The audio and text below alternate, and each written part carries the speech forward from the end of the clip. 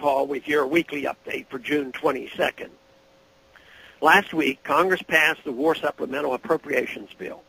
In an affront to all those who thought they voted for a peace candidate, the current president will be sending another $106 billion we don't have to continue the bloodshed in Afghanistan and Iraq without a hint of a plan to bring our troops home. Many of my colleagues who voted with me as I opposed every war supplemental request under the previous administration seems to have changed their tune. I maintain that a vote to fund the war is a vote in favor of the war. Congress exercises its constitutional prerogatives through the power of the purse, and as long as Congress continues to enable these dangerous interventions abroad, there is no end in sight, that is, until we face total economic collapse.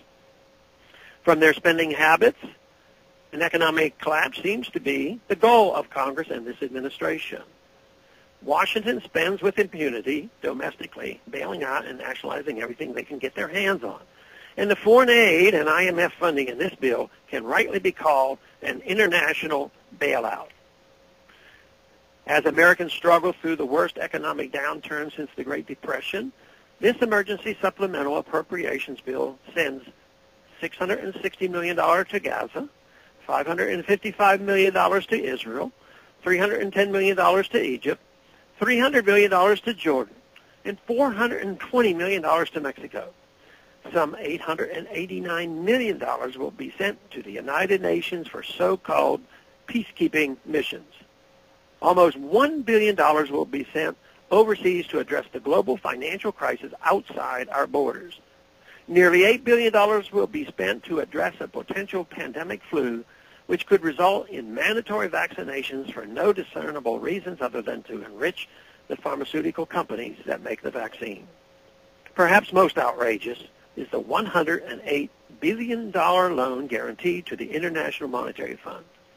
These new loan guarantees will allow that destructive organization to continue spending taxpayers' money to prop up corrupt leaders and promote harmful economic policies overseas. Not only does sending American taxpayer money to the IMF hurt citizens here, evidence shows that it even hurts those it pretends to help.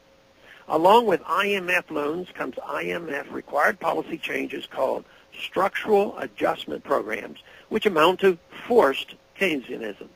This is the very fantasy-infused economic model that has brought our own country to its knees, and IMF loans act as the Trojan horse to inflict it on others.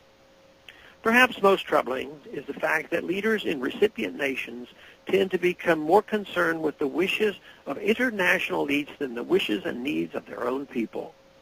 Argentina and Kenya are just two examples of countries that followed IMF mandates right off a cliff. The IMF frequently recommends currency devaluations to poorer nations, which has wiped out the already impoverished over and over. There is also a long list of brutal dictators the IMF happily supported and propped up with loans that left their oppressed populace in staggering amounts of debt with no economic progress to show for it. We are buying nothing but evil and global oppression by sending your taxpayers' dollars to the IMF. Not to mention, there is no constitutional authority to do so. Our continued presence in Iraq and Afghanistan does not make us safer at home, but in fact undermines our national security. I vehemently opposed the supplemental appropriations bill and was dismayed to see it pass so easily. Thanks for calling this update. A new update is placed on this number, 888-322-1414, every Monday morning, the written text of which can be found on my website, www.house.gov/Paul, under the heading Texas Straight Talk. Thanks for calling.